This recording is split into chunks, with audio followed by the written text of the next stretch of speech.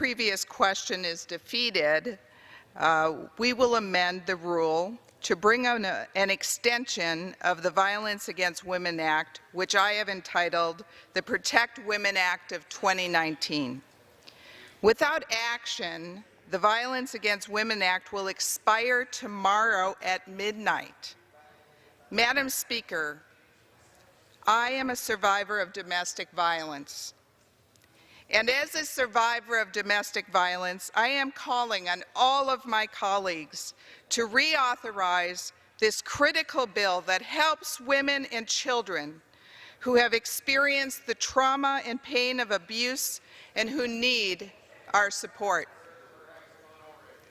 While we may not agree on every provision of the current Violence Against Women Act, I think we can all agree on the overall importance of this law and the programs and services it provides.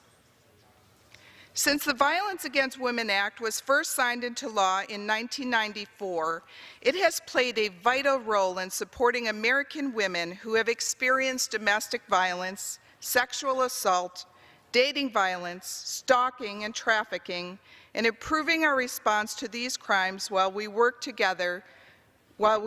prevent them altogether. Progress has been made, but there is more work to do.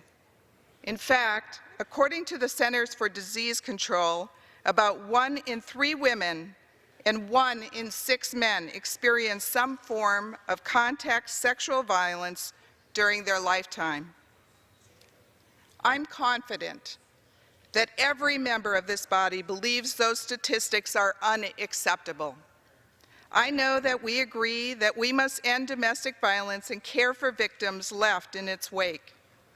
We need to enhance awareness, work for prevention, and ensure those harmed physically and mentally have access to resources and support they need.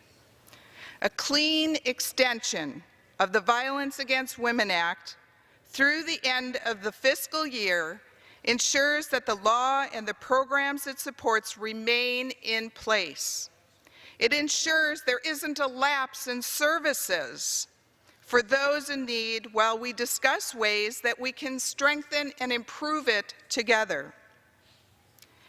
As a co-chairwoman of the Women's Bipartisan Women's Caucus of the Congress, I want a bill that every woman in this chamber can support. I know that my co-chair of the Women's Caucus, Congresswoman Brenda Lawrence, has also told me she wants a Violence Against Women Act that every woman in this chamber can support. That's why, if the previous question is defeated, Republicans will seek a vote on a clean extension of the last Violence Against Women Act reauthorization.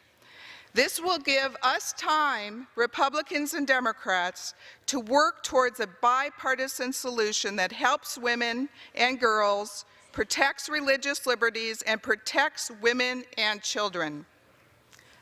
I hope all my colleagues will recognize the importance of acting now to prevent a lapse in authorization and defeat the previous question so that we can work to protect the vulnerable from these heinous crimes.